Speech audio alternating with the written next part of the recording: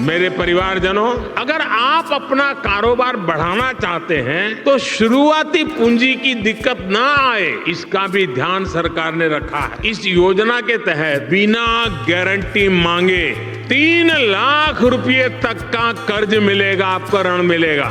और ये भी सुनिश्चित किया गया है कि इस ऋण का ब्याज बहुत ही कम रहे। अगर आप बिहार से हैं और बकरी पालन शुरू करना चाहते हैं, सरकार आपको 3 लाख से लेकर 50 लाख रुपए का लोन दे रही है। अब ये मत सोच लेना कि बकरी पालन के लिए लोन बैंक देती नहीं है। इस वीडियो को एक बार ध्यान से देखते हैं तो पक्का निश्चित तौर पर आप लोन के लिए बिल्कुल पात्र होंगे। ध्यान से सुनिए, बिहार में बकरी पालन के लिए बैंक और कुछ सरकारी कंपनियां हैं जो आपको लोन प्रोवाइड कराती है, लेकिन यहाँ पर सवाल आता है कि क्या ये लोन सभी को मिलेगा या कुछ चुनिंदा किसानों को ही दिया जाएगा। तो आप बिल्कुल मत घबराइए, ये लोन आप सभी बिहार वासियों के लिए है। इस वीडियो को कंप्लीट देखिए, पूरी डिटेल से जानकारी बताऊंगा कैसे आपको आवेदन करना है, कितना लोन मिलेगा, कितनी सब्सिडी मिलेगी, कौन आवेदन कर सकता है, कौन कौन से डॉक्यूमेंट लगेंगे, बैंक लोन वापस करने में कितनी समस्या आती है, सारी जानकारी बताऊंगा। कंप्लीट जानकारी देखिए। अगर आप बिहार राज्य के हैं तो इस वीडियो को ध्यान से देखिए। बाकी अन्य राज्यों से आप वीडियो देख रहे हैं तो आपको वीडियो देखने की जरूरत नहीं है, क्योंकि ये वीडियो केवल बिहार वासियों के लिए है और अभी ये लेटेस्ट स्कीम आई है। इसलिए अगर आप बिहार प्रदेश के हैं तो थोड़ा वीडियो ध्यान से देखना। अन्य किसानों के साथ भी वीडियो शेयर कर देना। अगर आपके नजदीक में या पड़ोस में या कोई रिश्तेदार में ऐसे किसान हैं जो बकरी पालन शुरू करना चाहते हैं और वो बिहार प्रदेश के हैं, तो उनके लिए ये गोल्डन चांस है। सबसे पहले आपको ये तय करना होगा कि गोट फार्मिंग प्रोजेक्ट रिपोर्ट तैयार करनी होगी। पहले आपको तय करना होगा कि आप कितनी बकरियों से बकरी फार्मिंग की शुरुआत कर रहे हैं। 20 बकरियां, 10 बकरियां, 5 बकरियां, 25 बकरी या 30 बकरी का एक यूनिट बनाइए। आपको ये तय करना होगा। उसके बाद बकरों की संख्या आपको खरीदनी होती है। अब ऐसा है कि जो प्रोजेक्ट रिपोर्ट होती है उसमें ये बताना पड़ता है कि आप इतनी बकरियों से शुरुआत कर रहे हैं। जैसे मानकर चले आप 20 बकरियों से अगर शुरुआत कर रहे हैं तो 20 बकरियों की टोटल लागत कितनी होगी, 20 बकरियों का पालन पोषण कैसे किया जाएगा, 20 बकरियों का शेड का खर्चा कितना होगा,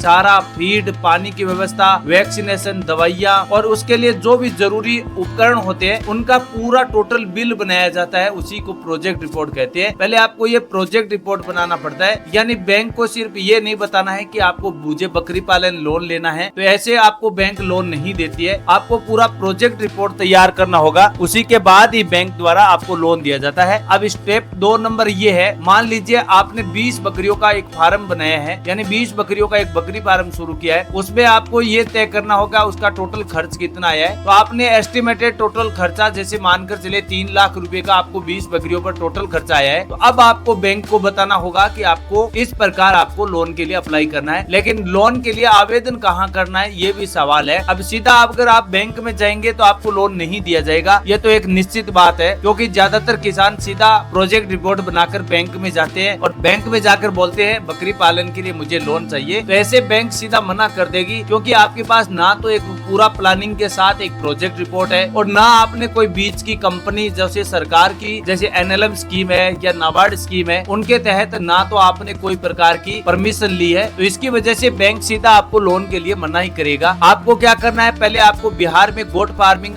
लोन के लिए आवेदन करने के लिए पहले आपने बैंक की शाखा में संपर्क करना होगा। वहाँ पर जाकर आपको मैनेजर अधिकारी से बात करनी है, या फिर आप बिहार का जो पशु चिकित्सा या मत्स्य संसाधन विभाग है या जिला पशुपालन कार्यालय, वहाँ पर जाकर आपको बकरी पालन से संबंधित जानकारी लेनी होगी। अब वहाँ पर आपको क्या बोलना है कि मुझे एक बकरी पालन के लिए लोन चाहिए, मेरे पास 3 लाख रुपए का एस्टिमेटेड 20 बकरियों का एक प्रोजेक्ट रिपोर्ट बनाया हुआ है, तो अब मुझे इसके लिए क्या करना होगा। तो बैंक उसके द्वारा आपको पूरी जानकारी डिटेल से समझाएगी, लेकिन आपको कुछ डॉक्यूमेंट भी बताएगी। अब डॉक्यूमेंट मैं ही आपको बता देता हूँ। जैसे अगर आप 20 बकरियों का लोन ले रहे हैं तो आपके पास डॉक्यूमेंट होना चाहिए। तो डॉक्यूमेंट आपका एक तो आधार कार्ड होना जरूरी है, दूसरा पैन कार्ड होगा, तीसरा बैंक पासबुक होगी, चौथा पासपोर्ट साइज फोटो होगी, पांचवा मूल निवास प्रमाण पत्र होगा, छठा आपका पास जमीन या शेड का जो भी शेड बनाया है उसका आपके पास प्रमाण होना चाहिए, सातवां प्रोजेक्ट रिपोर्ट होना चाहिए, आठवां आपकी जरूरत के अनुसार अन्य दस्तावेज भी हो सकते हैं, जैसे कोई ड्राइविंग लाइसेंस है या राशन कार्ड है, बिजली बिल है, इस प्रकार के आपके पास डॉक्यूमेंट होना चाहिए। अब ये सब कुछ आपके पास डॉक्यूमेंट रेडी है, आपकी प्रोजेक्ट रिपोर्ट तैयार है, तो फिर आपको लोन लेने में मेरे हिसाब से कोई समस्या नहीं होगी। आपका 70% काम हो चुका है। अब आपको केवल 30% काम बचा हुआ है। वो क्या है वो आपको मैं बता देता हूँ। आपकी पहले आपकी प्रोजेक्ट रिपोर्ट के साथ एलिजिबिलिटी क्राइटेरिया चेक किया जाएगा, यानी आपकी योग्यता को भी देखा जाएगा, क्योंकि बैंक आपकी योग्यता जरूर चेक करती है। बैंक की योग्यता क्या क्या चेक करती है पहले मैं आपको बता देता हूँ। सबसे पहले बैंक आपकी प्रोजेक्ट रिपोर्ट को चेक करेगा। दूसरे पर आपका क्रेडिट हिस्ट्री यानी आपका सिविल स्कोर जरूर चेक करेगी। तीसरी आपकी आय का स्रोत क्या है, यानी अन्य आपके पास बिजनेस क्या है। अगर आप खेती का काम करते हैं तो फिर आपको खेती के अनुसार आपको डॉक्यूमेंट देना होगा, या फिर अगर आप कोई अन्य फैक्ट्री में काम करते हैं या कोई सर्विस सेंटर चलाते हैं या कोई दुकान है आपके पास या कोई सरकारी नौकरी है, तो इस प्रकार का कोई भी बिजनेस है उसका आपकी इनकम का सोर्स जरूर देखा जाएगा और उसी के बाद आपको लोन दिया जाएगा। एक शर्त ये भी है दोस्तों, अगर आपकी आयु 18 साल से कम है तो फिर आपको लोन नहीं दिया जाएगा। 18 साल से 60 साल के बीच आयु होगी तो आप बिल्कुल पात्र समझे जाएंगे। अब अगले बात क्या आती है सब्सिडी की।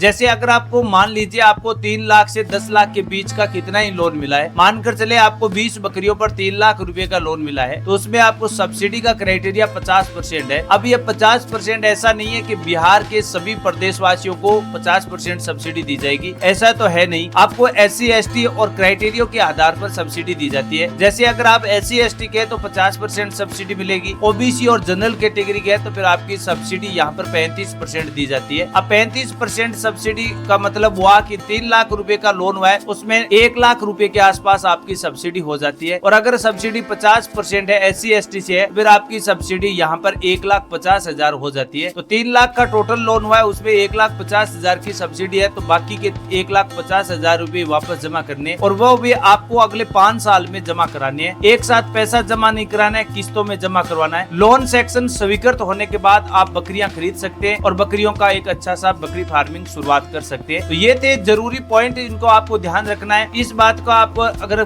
डिटेल से आप पूरी समझ चुके हैं, फिर अगर आप बकरी पालन की शुरुआत करेंगे तो निश्चित तौर पर बैंक आपको लोन देगी और आप अपने बिजनेस को अच्छे से चला सकते हैं। अब आप कमेंट सेक्शन में ये जरूर बताना कि 10 बकरियों पर हमें लोन चाहिए तो उसकी टोटल कॉस्ट कितनी आने वाली है, प्रोजेक्ट रिपोर्ट कैसे बनाना है। तो कमेंट सेक्शन में आपको टाइप करना होगा 10 बकरी। जैसे आप 10 बकरी टाइप करेंगे तो मैं नए वीडियो में उसी के बारे में डिटेल से जानकारी बताऊंगा।